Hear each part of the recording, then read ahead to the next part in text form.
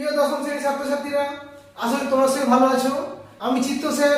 আজ আমি তোমাদের নদীর মধ্য ও নিম্ন গতিতে যে গড়ে ওঠা ভূমিরূপগুলি আমি আলোচনা করব। এর আগের ক্লাসে আমি নদীর উচ্চ গতিতে নদীর ক্ষয় কার্যের ফলে গড়ে ওঠা ভূমিরূপগুলি আমি আলোচনা করেছিলাম এবং তার উত্তরগুলি আমি ডেসক্রিপশন বক্সে দিয়ে দিয়েছি। তোমরা অবশ্যই এগুলো টুকে নেবে। আসা যাক, আজ আমি নদীর মধ্যগতি বা নিম্ন গতিতে কি ধরনের ভূমিরূপ হয় সেগুলি আমি তোমাদের কাছে আলোচনা করছি। তোমরা এই যে বোর্ডে ছবিটা দেখতে পাচ্ছ, এটা নদীর উচ্চগতি, মধ্যগতি, নিম্নগতি। সাধারণত যে নদীতে তিনটে গতি লক্ষ্য করা যায় সেই নদীকে আমরা বলছি আদর্শ নদী। যেমন গঙ্গা একটি আদর্শ নদী। এবার আসা যাক যে এই নদীর মধ্যগতি এবং নিম্ন গতিতে এখানে ভূমির ঢালের পরিমাণ কম, ফলে কি হয়, নদীর যে বয়ে আনা নুড়িকাকর বালিগুলি আর কি করে, জলপ্রবাহের মাধ্যমে বয়ে নিয়ে যেতে পারে না, কারণ ঢালের পরিমাণটা কম হওয়ার জন্য। তখন এই বয়ে আনা নুড়িকাকর বালিগুলি নদী সঞ্চয় করে। তাহলে সাধারণত এই মধ্যগতি এবং নিম্ন গতিতে নদীর সঞ্চয় এবং অবক্ষেপণের কাজ বেশি লক্ষ্য করা যায়। তাই বলে কি নদীর মধ্য এবং নিম্ন গতিতে শুধু কি সঞ্চয় করে? না, জায়গায় জায়গায় পার্শ্বক্ষয় ও নিম্নক্ষয় করে, সেটা কিন্তু সামান্য, এবং বহন এবং সঞ্চয় কাজ কিন্তু এখানে লক্ষ্য করা যায়। এবং এই নদীর সঞ্চয় কার্যের ফলে যে ভূমিরূপগুলি গড়ে ওঠে সেগুলো কি কি? সেগুলো হচ্ছে পলল শঙ্খ ও পলল ব্যাজনী, নদীর বাঁক বা মিয়েন্ডার, অষ্টক্রাকৃতি হ্রদ, প্লাবন ভূমি, স্বাভাবিক বাঁধ, খাঁড়ি এবং বদ্বীপ। এই ভূমিরূপগুলো আমাদের নদীর মধ্য এবং নিম্ন গতিতে লক্ষ্য করা যায়। পরীক্ষায় তোমাদের মাধ্যমিকে যে প্রশ্নটি আসে যে নদীর সঞ্চয় কার্যের ফলে তিনটি ভূমিরূপ চিত্রসহ আলোচনা করো। তোমরা তিনটে ভূমিরূপ চিত্রসহ পরীক্ষায় উল্লেখ করবে, লিখবে খাতায়, এবং বাকিগুলো তোমরা এছাড়া বলে তোমরা উল্লেখ করবে। তাহলে তিনটে ভূমিরূপ আমাদের চিত্রসহ আলোচনা করতে বলেছে। তাহলে তিনটে ভূমিরূপ আমরা খাতায় লিখবো এবং তার সঙ্গে কি করবো আমরা, এবং ছবিটা কিন্তু অবশ্যই অঙ্কন করবো, কারণ প্রতিটা ছবিতে কিন্তু হাফ হাফ করে আছে। তাহলে 5-এর মধ্যে 3.5 থাকছে লেখাতে এবং ছবিতে থাকছে 1.5, অর্থাৎ 5। তাহলে প্রথমে আমরা ভূমিকা খাতায় অল্প করে লিখবো। ভূমিকায় কি দেবো আমরা, যে নদীর সঞ্চয় কাজ নদীর মধ্যগতি লক্ষ্য করা যায়, কারণ এখানে ভূমির ঢালটা কম, ফলে জলের গতিবেগটা কমে যায়, ফলে বয়ে আনা নুড়িকাকরগুলি এই মধ্য এবং নিম্ন গতিতে সঞ্চিত হয়। তবে আমাদের এখানে মনে রাখতে হবে যে মধ্যগতিতে নদীর উপত্যকাটি কিন্তু পার্শ্বক্ষয়ের ফলে চওড়া হয়। আমি তোমাদের এই 1 নম্বর পয়েন্ট যেটা আছে যে পলল শঙ্কু ও পলল ব্যাজনী, নদী যখন এই পার্বত্য প্রবাহ ছেড়ে যখন সমভূমিতে নেমে আসছে, ফলে কি সেই যে পর্বতের পাদদেশে ভূমিটা হঠাৎ করে কমে যাওয়ার জন্য এই যে বয়ে আনা নুড়িকাকর বালিগুলো কি করছে, নদী এই পর্বতের পাদদেশে সঞ্চিত করছে। তোমরা ঠিক দেখতে পাচ্ছ ছবিটাতে যে এই পর্বত মানে গিরিখাতের নদীর মধ্যে দিয়ে নদী আসছিল, যখনই তার ভূমি ঢালটা এখানে কমে যাচ্ছে, এই জায়গাটি দিয়ে যখনই কমে যাচ্ছে, তখন কি হয়েছে, সেই বয়ে আনা নুড়িকাকর বালিগুলি তার এই পাদদেশে সঞ্চিত করছে। সঞ্চিত করে অনেকটা শঙ্কু আকৃতি বা ত্রিভুজ আকৃতির ভূমিরূপ সৃষ্টি করেছে। এই ত্রিভুজ বা শঙ্কু আকৃতির ভূমিরূপকে বলছি আমরা পলল শঙ্কু। আর এই পলল শঙ্কুগুলি এই যখন নদীর খাত দ্বারা যখন কি হয়, এগুলো বিভক্ত হয়ে যায়, হয়ে গিয়ে ঠিক অনেকটা এই হাত পাখার ন্যায় একটা ভূমিরূপ সৃষ্টি করে বা অর্ধ গোলাকার একটা ভূমিরূপ সৃষ্টি করে। এই অর্ধ গোলাকার ভূমিরূপটাকে বলছি আমরা পলল ব্যাজনী। এটা তোমরা সুন্দর করে খাতায় লিখবে। আর কি দিবে, কয়েকটি বৈশিষ্ট্য দিতে হবে যে এটা পর্বতের পাদদেশে লক্ষ্য করা যায়, আর অনেকগুলি এই পলল ব্যাজনী যুক্ত হয়ে পাদদেশীয় সমভূমি গড়ে তোলে, আর এটা হচ্ছে একটি সঞ্চয়জাত ভূমিরূপ। এই তিনটে তোমরা বৈশিষ্ট্য উল্লেখ করবে। হরিদ্বারের কাছে গঙ্গা নদীর গতিপথে এই ধরনের পলল ব্যাজনী ও পলল শঙ্কু লক্ষ্য করা যায়। একটা উদাহরণ তোমরা দিবে। এরপরে আমরা দ্বিতীয় পয়েন্ট অর্থাৎ নদী বাঁক বা মিয়েন্ডার সম্পর্কে আলোচনা করব। তোমরা আমার এই বোর্ডে ছবিটা লক্ষ্য করো যে নদী যখন সমভূমিতে নেমে আসে তখন নদীর কি হয়, তার যে ঢাল কমে যায়, ফলে গতিবেগও কমে যায়। গতিবেগ যখন কমে যায়, নদী যখন প্রবাহ পথে বাধা সৃষ্টি হলে নদী তখন কি করবে, ঠিক এঁকে বেঁকে প্রবাহিত হবে। এবং এই নদীর এঁকে বেঁকে প্রবাহিত হওয়াকেই বলছি আমরা নদী বাঁক বা মিয়েন্ডার। এই মিয়েন্ডার কথাটি এসেছে তুরস্কের যে মিয়েন্ডার্স নামক যে নদী আছে সেই নদীটি ঠিক এই ধরনের এঁকে বেঁকে প্রবাহিত হয়েছে। তার এই গতিপথের এই বৈশিষ্ট্য অনুসারে আমরা এই আঁকা বাঁকা প্রবাহিত হওয়া নদীকে বলছি আমরা মিয়েন্ডার। আচ্ছা যাক, নদী যখন প্রবাহিত হয় তার উপত্যকার মধ্য দিয়ে, তাহলে এই যে যখন বাঁক বেশি হচ্ছে তখন কি হচ্ছে, এই বাঁকের যে অবতল অংশে কি করছে, নদী ক্ষয় করছে। এবং এই ক্ষয়জাত পদার্থটা তার বিপরীত দিকে অর্থাৎ উত্তল অংশে সঞ্চয় করছে। ফলে কি হচ্ছে, যে অবতল অংশে ক্ষয়, উত্তল অংশে সঞ্চয়। তাহলে অবতল অংশে ক্ষয়ের ফলে এদিকে কি হচ্ছে, যে নদীর যে পাড়, সে পাড়টি হচ্ছে খাড়া পাড় হচ্ছে। এবং উত্তল অংশে সঞ্চয় করার ফলে এদিকে নদীর পাড়টা কিন্তু ঢালু পাড় হচ্ছে। এইভাবে কি হচ্ছে, নদী তার খাদের মধ্য দিয়ে আস্তে আস্তে প্রবাহিত হচ্ছে। এবং এর কয়েকটি বৈশিষ্ট্য আমরা লিখবো খাতায়। সেটা কি লিখবো? প্রথমে আমরা বৈশিষ্ট্য লিখবো, এটা হচ্ছে নদীর মধ্য প্রবাহে লক্ষ্য করা যায়। এতে কি হয়, ক্ষয় এবং বহন দুটোই লক্ষ্য করা যায়। তাহলে এই মিয়েন্ডার বা নদী বাঁকে ক্ষয় বহন দুটো লক্ষ্য করা যায়। আর কি, আর হচ্ছে নদীর প্রবাহ পথের সামনের অংশটা, অবতল অংশটি কি হয়, খাড়া ঢালযুক্ত হয়। আর বিপরীত অংশটা হচ্ছে যে ঢালু পাড় মানে মৃদু ঢালযুক্ত ভূমিরূপ লক্ষ্য করা যায়।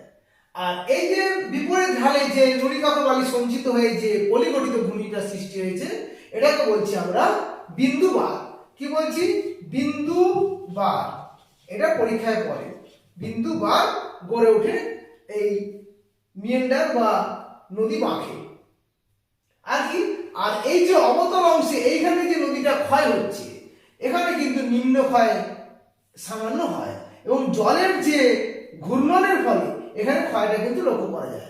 ওই জন্য শুষ্ক ঋতুতে এই আঁকা বাঁকা নদী পথের এই অবতল যে অংশে যেখানে খারাপ হয়, সেখানে কিন্তু শুষ্ক ঋতুতে আমরা নদীতে জল লক্ষ্য করে থাকি। তাহলে উদাহরণ আমরা কি দেব, যে তুরস্কের মিয়েন্ডার্স নদী একটা উদাহরণ হচ্ছে। এছাড়া আমাদের গঙ্গা নদী গতিপথে মিয়েন্ডার্স লক্ষ্য করা যায়। এখানে উল্লেখ করে রাখি, এই যে নদী বাঁক বা মিয়েন্ডার্স, এই গতিপথে তো নদীর ঢালের পরিমাণ তো কমে যায়। ফলে এই যে বয়ে আনা নুড়িকাকর বালিগুলি নদী উপত্যকা সঞ্চিত হয়, সঞ্চিত নদী অগভীর হয়, গভীরতা কমে যায়। কিন্তু যেখানে যেখানে এই সঞ্চিত পলিগুলি সঞ্চিত হয়, কি হয়, অনেক সময় কি করে, নদীর মধ্যে নদীর চর সৃষ্টি করে, নদীর চর সৃষ্টি করে। ফলে নদীগুলি আমরা অনেক সময় দূর দিয়ে কি দেখতে পাই, নদীগুলি এই চরকে অতিক্রমণ করে আস্তে আস্তে এঁকে বেঁকে প্রবাহিত হয়। তো নদীর ওটা ঠিক ওই চুল বিনুনি করি আমরা চুলে, তেমন কিন্তু নদীগুলি এমন বিনুনি আকৃতির ন্যায় ধারণ করে, তখন এই বলছি আমরা বিনুনি নদী। আর এই ধরনের নদীর চর চারিদিকে তার জল থাকলে আমরা দ্বীপের মতন দেখতে হয়, তাকে বলছি আমরা নদী দ্বীপ। যেমন আমাদের ভারতে ব্রহ্মপুত্র নদীর উপত্যকায়, যেটা অসমে কি আছে, মাজুলি দ্বীপ, এটা হচ্ছে ভারতের বৃহত্তম নদী দ্বীপ। এছাড়া আমাদের পৃথিবীতে বৃহত্তম নদীর দ্বীপ বা চরটির নাম হচ্ছে আমাজন নদীর মোহনে অবস্থিত ইলদা দা মারাজু। এটা হচ্ছে পৃথিবীর বৃহত্তম নদী চর বা নদী দ্বীপ। এরপর আমরা তৃতীয় পয়েন্ট অষ্টপ্রাকৃত হ্রদ সম্পর্কে আলোচনা করব। তাহলে অষ্টপ্রাকৃত হ্রদ হচ্ছে যে নদী যখন মধ্য এবং নিম্ন প্রবাহী মানে গতিতে প্রবাহিত হয়, নদীর কি হয়, ঢালের পরিমাণ কমে যায়, নদী যখন এঁকে বেঁকে প্রবাহিত হয়। তো নদী যখন এঁকে বেঁকে প্রবাহিত হয়, নদী তখন এই বাঁকের সামনের অংশ অর্থাৎ এই অবতল যে অংশটি নদী বেশি ক্ষয় করে। এবং এই ক্ষয়জাত পদার্থগুলি তখন নদীর বিপরীত দিকে অর্থাৎ উত্তল অংশে সেগুলো কি করে, সঞ্চয় করে। তাহলে এই অবতল অংশে ক্ষয় করবে এবং উত্তল দিকে মানে বিপরীত দিকে সঞ্চয় করবে। তো এইভাবে নদী আস্তে আস্তে তার নদীর খাতের মধ্য দিয়ে কি হবে, নদীর খাতের মধ্য দিয়ে নদী এগিয়ে যাবে। যেমন বর্ষাকালে যখন নদীতে জলের পরিমাণ বেড়ে যায়, নদী তখন কি করবে, ওই ক্ষয়ের পরিমাণটা নদী বেড়ে যায়। আর এই যে দুটি বাঁক যে কাছাকাছি যে এসেছিল ক্ষয় করতে করতে, এই সংকীর্ণ বাঁক তখন কি হয়, আর থাকে না, নদী তখন ক্ষয় করে নদী তখন সোজা পথে প্রবাহিত হয়ে যায়। ঠিক এইভাবে নদী তখন সোজা পথে প্রবাহিত হয়ে যায়। ফলে এই নদী থেকে বিচ্ছিন্ন যে পরিত্যক্ত যে জলাশয়টা রয়ে যায় বা জলের যে অংশটি রয়ে যায়, নদীর যে অংশটি রয়ে যায়, সেটা হ্রদে পরিণত হয়। তাহলে সেই আবদ্ধ জলাশয় বা পরিত্যক্ত যে নদীটা বা নদীর খাতটি থাকে, সেটাকে বলছি আমরা অশ্বক্ষুরাকৃতি হ্রদ। এটা দেখতে হয় নাকি ঘোড়ার খুরের মতো বলে এর নাম দেওয়া হচ্ছে অশ্বক্ষুরাকৃতি হ্রদ। এবং এই অশ্বক্ষুরাকৃতি হ্রদের কয়েকটি বৈশিষ্ট্য আছে। সেটা কি? একমাত্র এই অশ্বক্ষুরাকৃতি যে ভূমিরূপে আমরা তিনটি নদীর কাজ লক্ষ্য করে থাকি। এক হচ্ছে ক্ষয়, বহন এবং সঞ্চয় কাজ লক্ষ্য করে থাকি। আর দুই হচ্ছে এটি হচ্ছে নদীর মধ্যে এবং নিম্ন গতিতে লক্ষ্য করা যায়। আর 3 নম্বর পয়েন্ট হচ্ছে এই পরিত্যক্ত যে অংশটি থাকে সেটা হচ্ছে হ্রদে পরিণত হয়। এরপর আসছে উদাহরণ। যে অশ্বক্ষুরাকৃতি হ্রদের উদাহরণ হচ্ছে আমাদের যে মুর্শিদাবাদের যে মতিঝিল, সেই মুর্শিদাবাদের মতিঝিল হচ্ছে একটি অশ্বক্ষুরাকৃতি হ্রদের উদাহরণ। এটা তোমরা খাতায় উল্লেখ করবে এবং সুন্দর করে গোছ করে তোমরা ছবি আঁকবে এবং এর সম্পর্কে লিখবে। এরপর আসছি আমরা প্লাবনভূমি। এই প্লাবনভূমি হচ্ছে নদী নিম্ন গতিতে লক্ষ্য করা যায়। কারণ নিম্ন গতিতে নদীর যে বয়ে গেল নুড়িকাকর বালিগুলি, সেগুলি তো বেশি দূর বয়ে যেতে পারে না, ফলে নদী তার বক্ষে সঞ্চিত হয়। ফলে নদী উপত্যকাটা অগভীর হয়ে যায়। অগভীর হয়ে যাওয়ার জন্য কি হয়, যে যখন বর্ষাকালে নদীতে যখন জলের পরিমাণ বেড়ে যায়, তাহলে সেই নদীর জলে থাকা নুড়িকাকর বালিগুলি নদীর এই উভয় তীরে কি হয়, সঞ্চিত হতে থাকে। তাহলে সঞ্চিত হতে কি হবে, একটা বিস্তীর্ণ সমতল ক্ষেত্রে সৃষ্টি হবে, সমভূমি সৃষ্টি করবে। এই ধরনের সমভূমিকে বলছি আমরা প্লাবন সমভূমি। প্লাবন সমভূমি। আর এই প্লাবন সমভূমির কিছু বৈশিষ্ট্য আছে। সেগুলো কি কি? এই প্লাবন সমভূমি হচ্ছে বিস্তীর্ণ অঞ্চল জুড়ে এটি গড়ে ওঠে। আর এটা নদীর সঞ্চয় কার্যের ফলে গঠিত ভূমিরূপ। আর এটি হচ্ছে সমতল প্রকৃতির হয়। এই তিনটে তোমরা বৈশিষ্ট্য উল্লেখ করবে। আর উদাহরণ কি দিবে? উদাহরণ দিবে যে আমাদের ব্রহ্মপুত্র নদের গতিপথে এই ধরনের প্লাবন সমভূমি লক্ষ্য করা যায়। এরপর আসছে আমরা স্বাভাবিক বাঁধ। স্বাভাবিক বাঁধ বা লিভি আমরা কাকে বলবো? আমরা প্লাবনভূমি কাকে বলে জেনেছি। তাহলে এই যখনই প্লাবনভূমি সৃষ্টি হয়, তখন নদীর দুই তীর এই যে বয়ে আনার যে ভারী বা মোটা যে সমস্ত নুড়িকাকর বালিগুলি নদীর দুই তীরে সঞ্চিত হয়ে কি হয়, ভূমিটা একটু উত্থিত হয়, উঁচু হয়ে যায়। ভূমিটা একটু উঁচু হয়ে যায়। তাহলে নদীর দুই তীরে যে নুড়িকাকর বালি সঞ্চিত হয়ে যে সমান্তরালভাবে যে বাঁধ সৃষ্টি হয়, সেই বাঁধকে বলছি আমরা স্বাভাবিক বাঁধ। কারণ এটা প্রাকৃতিকভাবে গড়ে উঠেছে, মানে আমাদের কোনো মানুষের কোনো এতে ভূমিকা নেই। এই প্রাকৃতিকভাবে এই নুড়িকাকর বালিগুলি অর্থাৎ মোটা মোটা যে দানা নুড়িকাকর বালিগুলি সঞ্চিত হয়ে যে বাঁধ সৃষ্টি হয়েছে তাকে বলছি স্বাভাবিক বাঁধ। আর এই স্বাভাবিক বাঁধে যদি আমরা কয়েকটি বৈশিষ্ট্য উল্লেখ করি, তাহলে আমরা উল্লেখ করতে হবে যে এই স্বাভাবিক বাঁধটি নদীর দুই তীরে সমান্তরালভাবে গড়ে ওঠে। এর উচ্চতা সাধারণত 2 থেকে 3 মিটার হয়। আর এটা কি করেছে, এটা যে নিম্ন গতিতে বন্যাকে নিয়ন্ত্রণ করে। অনেক সময় কি হয়, নদীর এই দুই তীরে এই স্বাভাবিক বাঁধ থাকার জন্য অনেক সময় কি হয়, বন্যা নিয়ন্ত্রিত হয়। এই তিনটে তোমরা পয়েন্ট উল্লেখ করবে। আর এইখানে স্বাভাবিক বাঁধ কোথায় লক্ষ্য করা যায়? তো উদাহরণ আমরা কি দেবো, যে গঙ্গার নিম্ন প্রবাহে ভাগীরথী নদীর তীরে এখানে স্বাভাবিক বাঁধ আমরা লক্ষ্য করে থাকি, এটা আমরা উল্লেখ করব। এরপরে আমরা আসছি নদীর খাড়ি। তা নদীর খাড়ি আমরা কাকে বলবো? নদী যখন কি হয়, যখন সমুদ্রে গিয়ে মিশে, তো যদি এই যে জায়গাটা যদি নদীর জলের পরিমাণ বেশি থাকে, আর কি হয়, সমুদ্রের এখানে স্রোতের পরিমাণ যদি বেশি থাকে, মানে জোয়ার ভাটার প্রকোপ যদি বেশি থাকে, তাহলে কি হবে, তাহলে এই যে মোহনাতে নদী কিন্তু যে বয়ে আনা নুড়িকাকর বালিগুলো কিন্তু এখানে সঞ্চিত করতে পারবে না। তা না পারার ফলে কি হবে, জায়গাটি অনেকটা যে এই জোয়ারের ফলে এই নদীর এই মোহনার কাছে জায়গাটি একটা উন্মুক্ত হবে এবং এই জায়গাটা একটা বিস্তীর্ণ চওড়া হবে। তাহলে এই উন্মুক্ত বিস্তীর্ণ এই চওড়া এই নদীর যে এই খাতটিকে বলছি আমরা খাড়ি। এবারে খাড়ি কয়টা বৈশিষ্ট্য কি?